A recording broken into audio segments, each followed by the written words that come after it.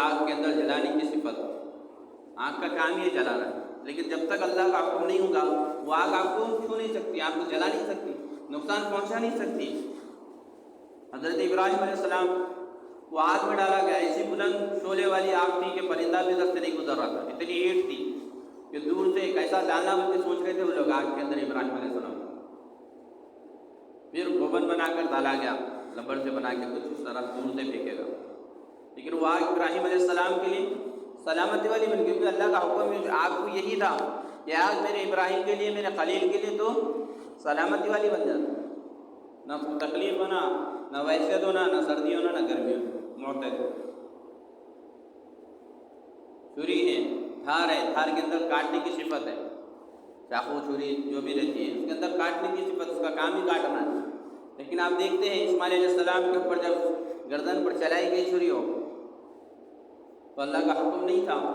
اسماعیل علیہ السلام کو ذرا نقصان نہیں پہنچا سکے۔ اسماعیل علیہ السلام کو جب ابراہیم علیہ السلام اللہ کے حکم سے ذبح فرما رہے تھے، قربانی کر رہے تھے، وہ چھری جو ہے اسماعیل علیہ السلام کو ضرر نہیں پہنچا سکے، اور اسی وقت میں جب جنت کے ذبح بھیجا گیا جبرائیل علیہ السلام کے ذریعے سے، اس ذبح کو بڑی آسانی کے ساتھ میں اس نے ذبح کر دیا۔ اس سے کیا ظاہر ہو رہا کہ طاقت ہے، اس کی صفتی ہے کاٹنے کی، لیکن جب تک اللہ کا حکم نہیں ہوگا وہ آپ کو ضرر نہیں پہنچا سکتی، نقصان نہیں پہنچا سکتی۔ پانی میں ڈبونے کی صفت ہے، ہم پڑھتے ہیں قرآن کے اندر موسیٰ علیہ السلام کے واقعے میں بات ملتی ہے کہ موسیٰ علیہ السلام اور ان کے حواریوں کو پانی نے راستہ دے دیا، سمندر کے اندر، دریا کے اندر راستہ مل گیا، اسی سمندر اسی دریا کے اندر فرعون اس کے لشکر کو اللہ تعالیٰ نے ڈبو کے بتا دیا۔ ایک کا حکم، ایک کے لیے حکم ہے کہ سلامتی ہے، تو موسیٰ علیہ السلام بچ کے نکل گئے، ان کے ماننے والے بچ کے نکل گئے وہاں سے، اور اسی دریا کے اندر ایک کو حکم تھا ڈبانے کا، تو بڑی طاقت رکھتے پر، بادشاہ رکھتے پر پورے لاؤ لشکر کے ساتھ اسی پانی کے اندر اسی وقت میں ڈبا کے بتا دیا اللہ تعالیٰ۔ یعنی اللہ کا حکم ہوگا تو عمل ہوگا، نہیں ہوگا تو کچھ نہیں ہوگا۔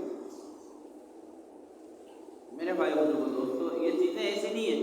جو سرسری طور پہ بتا دیے ہو گیا ہو۔ پانی کعبہ کو ڈھانے کے لیے اتنا بڑا ابراہہ کا لشکر آیا تھا، ہاتھیوں والا لشکر آیا تھا، حالانکہ ہاتھی کیسا رہتا ہے، سامنے آئے تو پھر ختم ہی بولے، لیکن اللہ کا حکم نہیں ہوا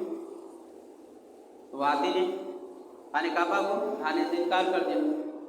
پلٹ جاؤ، اور اتنے بڑے لشکر کو، ابراہہ کے اتنے بڑے لشکر کو جس کا مقابلہ زمین کے حکومتیں نہیں کر سک رہی تھی، طاقتیں نہیں کر سک رہی تھی، اللہ تبارک تعالیٰ نے ابابیل جو کہ ایک پرندہ ہوتا ہے چھوٹا سا، اس پرندے کے ذریعے سے ہلاک کو برباد کر کے بتا دیا کہ طاقت ہماری،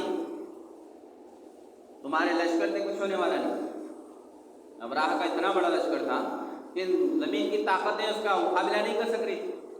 لیکن وہیں پر اللہ تبارک تعالیٰ نے ایک معصوم سے پرندے کو بھیجا کر بتا دیا